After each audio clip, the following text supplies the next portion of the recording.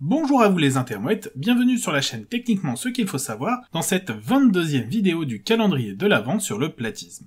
Bien entendu, si vous souhaitez voir plus de vidéos sur le sujet, vous pourrez retrouver un lien dans la description, la playlist où sont rassemblées toutes les vidéos de ce calendrier de l'Avent, que vous pouvez également retrouver dans le lien qui s'affiche en haut à droite. Nous allons dans cet épisode parler d'une tentative désespérée des platistes pour prouver leurs assertions saugrenues en recourant à l'aviation. En dehors des affirmations infondées des platistes sur le fait que tout le personnel navigant, à savoir pilote, copilote, hôtesse et steward, serait parfaitement au courant du complot que je vais bientôt aborder, oui je sais je n'arrête pas de le répéter, comment l'avion pourrait-il prouver la forme de la Terre ?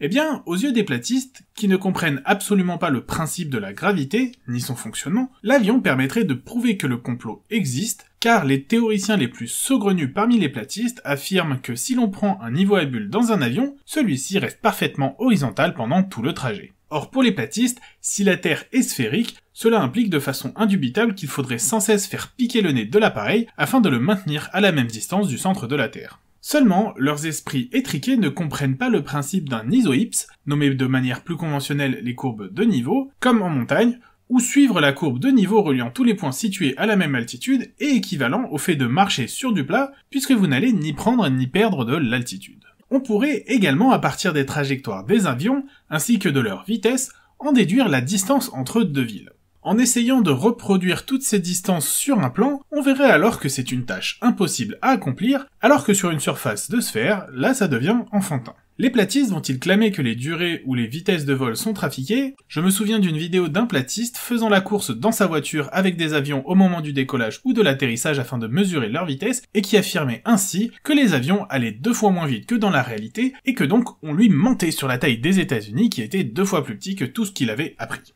Mais pour s'éloigner un peu des avions, il est possible également de s'intéresser aux câbles sous-marins. Il suffit simplement de prendre les points de départ et d'arrivée de ces câbles, leur longueur, et de voir si tout ça est compatible avec le modèle platiste. Spoiler, avec la distorsion dans la Terre plate résultant de la projection azimutale, les distances sont d'autant plus étirées à mesure que l'on se rapproche de l'Antarctique, et seront donc systématiquement en contradiction avec les longueurs des câbles sous-marins. Cela veut-il dire que les câbles aussi font partie du complot ? Eh ben très honnêtement, je n'en sais rien.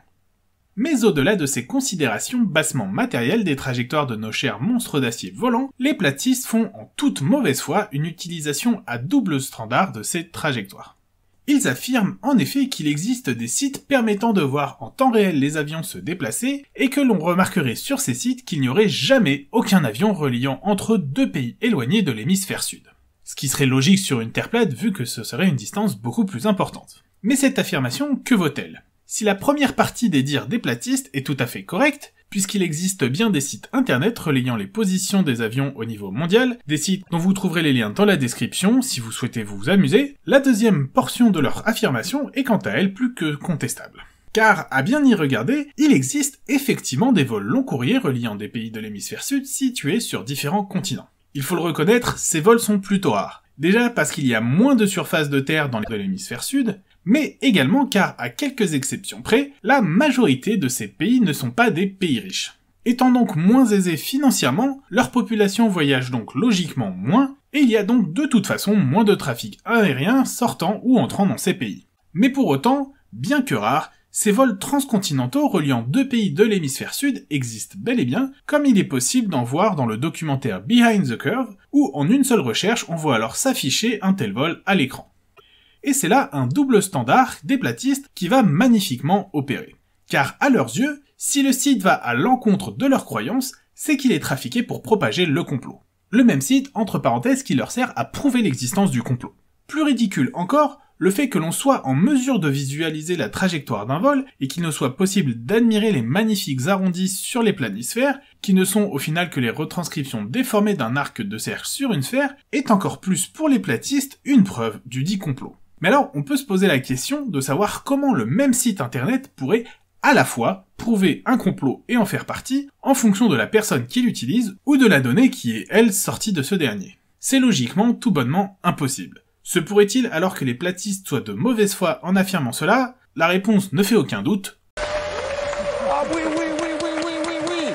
Tout comme il est extrêmement sûr que leur incompétence en sciences, combinée à leur volonté farouche de croire que la vérité est de leur côté envers et contre tout, même s'il s'agit de refuser la réalité elle-même, soit plus qu'une donnée importante dans la balance. Voilà, nous sommes donc à la fin de cette 22e vidéo du calendrier de l'Avent 2021 de Techniquement ce qu'il faut savoir, où l'on passe en revue les incohérences du platisme. Comme d'habitude, je vous invite à partager ma vidéo, à la commenter, mais également à la liker, afin d'améliorer le référencement de la chaîne. Vous avez également la possibilité de me suivre sur les réseaux sociaux, où vous serez informé des épisodes à venir, et vous pouvez également me proposer des sujets que vous aimeriez voir traités ici. Bien sûr, si ce n'est pas déjà fait, je vous invite à vous abonner et à cliquer sur la cloche afin d'être informé des nouvelles vidéos et de ne rien rater de l'actualité de la chaîne. Je vous dis en tout cas à demain pour un nouvel épisode de Techniquement ce qu'il faut savoir.